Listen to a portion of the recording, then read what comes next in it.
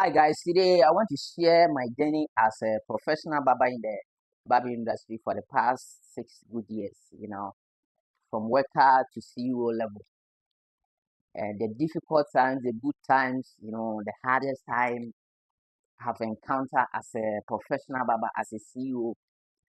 Let me remind you that I have worked for people for over 3, 4 years. Then I become self-employed over 3 years. You understand? So I have all experience when it comes to the industry. Talking about worker side, talking about being a CEO manager, managing your own business. You understand? I have both experience. So I wish to share with you guys. But I will first of all start with the difficult time I have encountered ever in my life. The most difficult, the hardest time I've encountered ever in my life was in 2022. Uh, Anytime I remember this, I become sad, so emotional to the extent that I even want to cry because during this period was the toughest period in my ever life I've encountered. Always, my mom when I was in the village, I was in a small city, let's say that, and I decided that I have to move from the small city to the main city of Ghana, that is Accra. So it was not easy. I don't know anybody. I just decided that I want to, come to the city. But lucky, I come across a friend, not a friend. I don't know him, but I talked to him that I want to come to Accra. He said, okay, he have a boss working for, but if he will talk to him, if there is a chance that he will give me opportunity to, come and work with them. And I said, okay, no problem. Talk to him. So he talked to me. They said I should come and, cross check if. So when I come, the boss like me. When I start working, say, okay, I'm cool. I will be a professional. So I just need some few touches or some few training to become a professional. So I say, okay, no problem. So I went back and prepared and come back and started. We're sleeping at the shop while it's working. When we close, we just put some, you know, rag on the floor and sleep there. The next day you have to wake up early in the morning because if you don't wake up early in the morning, by 6 o'clock, because of the client know that we are sleeping there, by 6 o'clock they are already coming to the shop. So we have to wake up early by 4:30, go and bath, change your things before 6 or maybe 5:37. By 5:36, we open shop 8 o'clock. By 5:36, client is already at the gate. So you have no option to start work. So that was one of the toughest time. But the toughest time I've ever encountered in the 2022 was my mom. When when I go through all this, I was able to mobilize money, try to establish my own shop. And when I get a place to rent and started working on few things, no support, nobody is there to support you. I was doing it alone. I'm alone. I'm working. I'm trying to build myself alone. So when I started, my mom was not feeling well. So I decided to flew my mom all the way from understand the village to the city to take her to the biggest hospital for them to cross check if there is any help that they can assist my mom to be get better. But unfortunately, they admitted her at Rich Hospital, one of the Greater Accra Regional Hospital. Were there for like 4 days. I never sleep. I'm the one was with my mom. I'm the one was with my mom because all my sisters were not around. You understand? The ones that are there, they are in school. They are about to write exams and do stuff. So I have to take all this to myself. So my mom stayed with me for like 4 months. During that time, I just rented a place, started buying few things to fix up my shop, and this happened. So you can imagine how hard it is. You cannot use the money to establishing your shop whilst your mom is sick. So I have to use some of the money, take her to places, go here. They say go here, buy this medicine, buy this. We do all things. Unfortunately, my mom, we couldn't save our mom life. God say we love our mom, but God loved her more. So she passed on 24th July 2022. And when my mom passed on, during that time I was also establishing myself. I have nothing on me. So I've spent all the money taking care of her and fixing some of one or two things at myself. So when my mom passed on, you can imagine the back and forth. You understand? Go here, let's do this, let's do that, a lot. You understand? And we are only two boys, so we have to take everything upon ourselves. So that was the toughest time I've ever encountered in my life. So back and forth, we're able to, arrange the funeral within a short time. We do the funeral twice. The first one in August, the second one in February, and we done everything. And I have to come back. When I came back to my shop, imagine the new shop. The only thing I fixed was barbering chair and mirror, one or two things. That's all. The rest, I have nothing. I have no AC. I have no, clippers. I have although clippers. I bought two. I was buying the things a little bit because I know that this is what I want to do. So as a professional barber planning to establish yourself, there are certain things you can buy them today and use them maybe in the next 2 years, next 3 years. It's okay. All you need to do to keep it. So that's it. So that's that's my toughest time in my life. And by God's grace, I came back. I have to work to mobilize money to buy the rest of the items in my shop where I started, and you know that's how we started. And I work hard, fix one or two things, buy AC, buy everything within that 1 year period. I use all that money I get, and I was a professional barber. I have clients. That was the one that helped me because if they come, I don't have anything. All I have is my clipper and my fan. That's all. So they have to endure that, and money to pay me so that I'll get money too. So I have some royal customers. So I don't joke with them. Seriously, they really, really help me that time. If you are saying the toughest time in my life, that was the period. And those who came around, my royal customers that were around, were able to assist me, enjoy my service like that, to pay me to get money to fix all these things. I really, really appreciate. So that's my toughest time.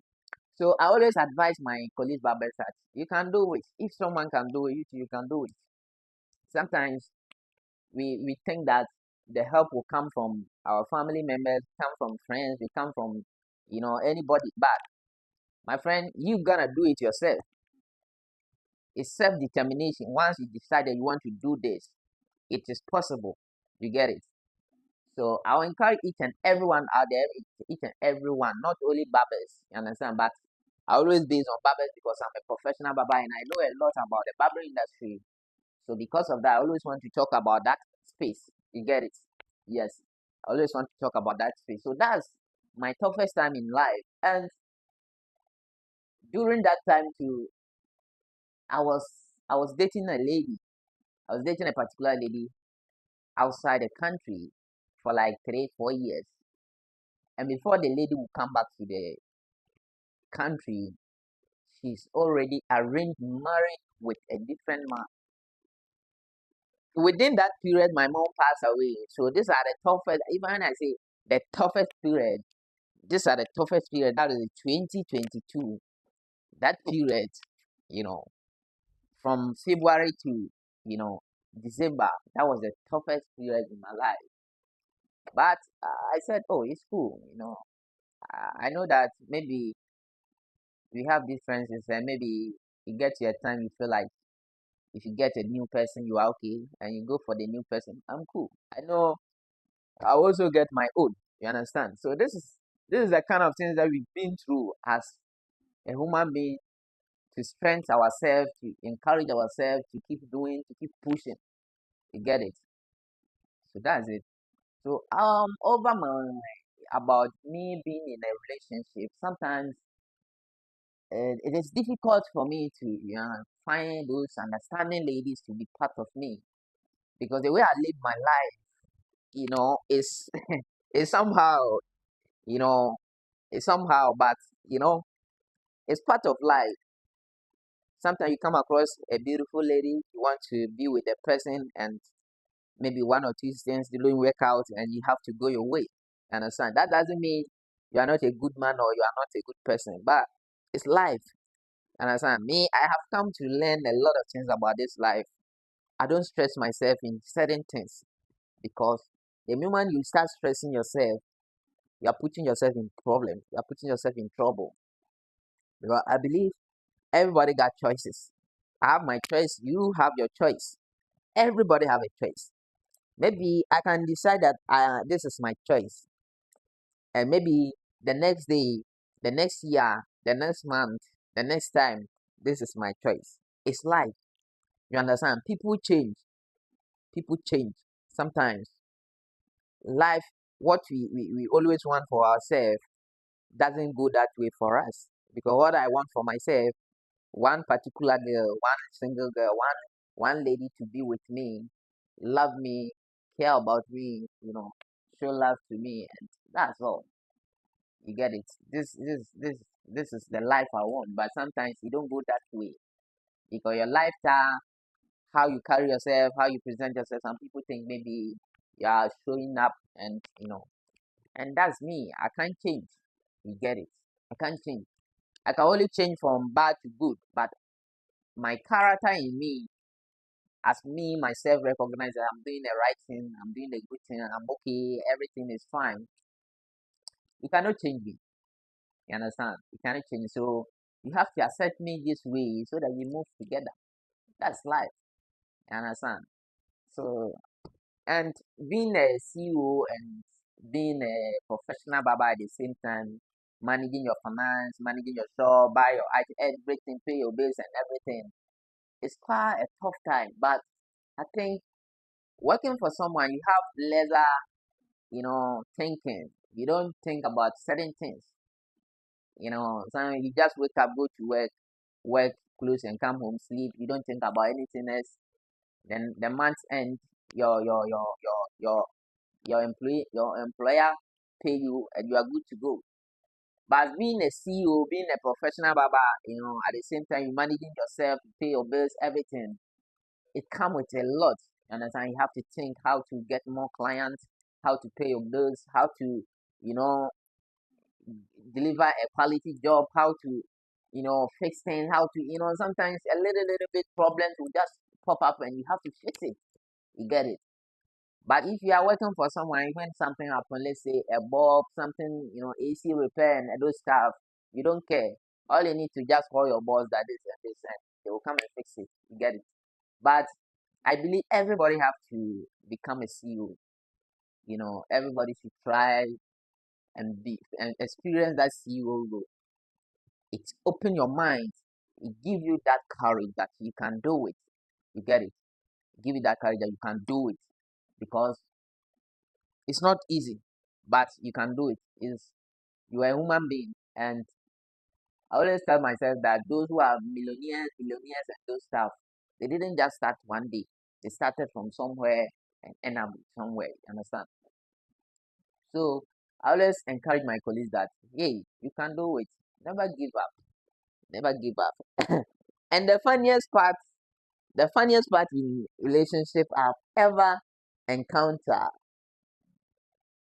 is way back in secondary school.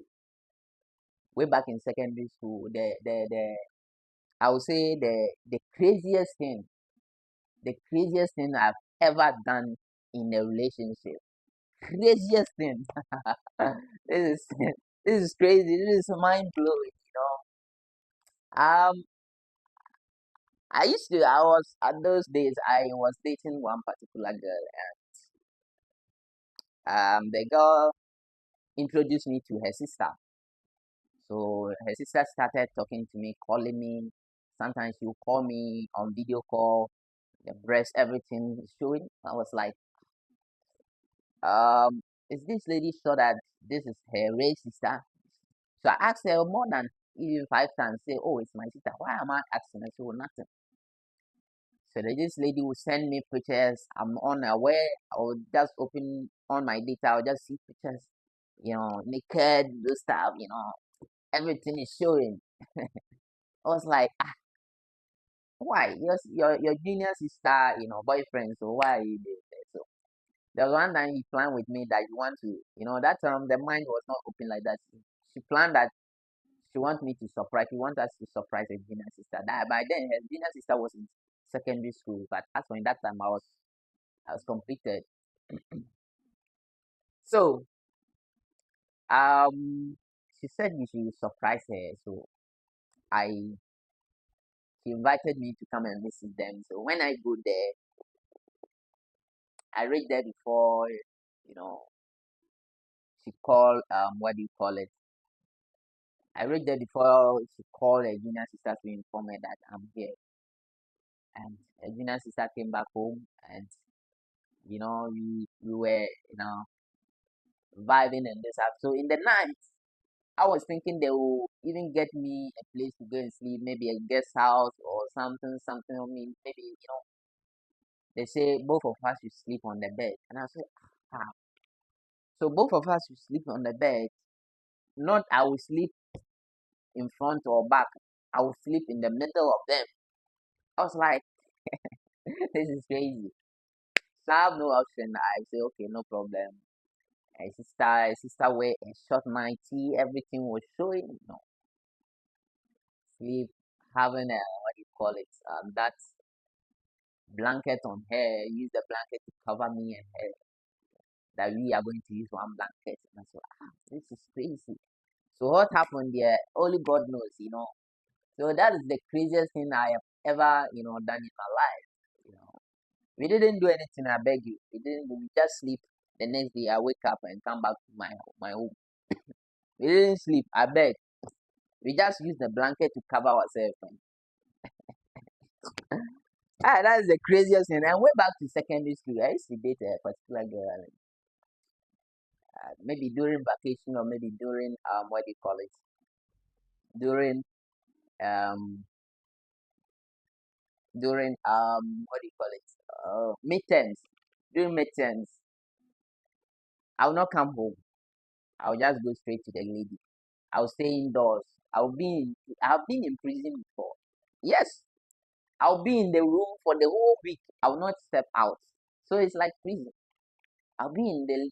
The lady will bring me food, will bring me water, bring everything to me. I don't go out because there was, washroom inside. So and the house was very straight. I was able to stay in the house for 1 week without, I don't have to make calls. I don't have to, a lot of things. I don't have to just, it was not easy, but that is another craziest thing I ever, that being in the room for 1 week without stepping outside, you know, that is crazy. So it's part of life. It's part of.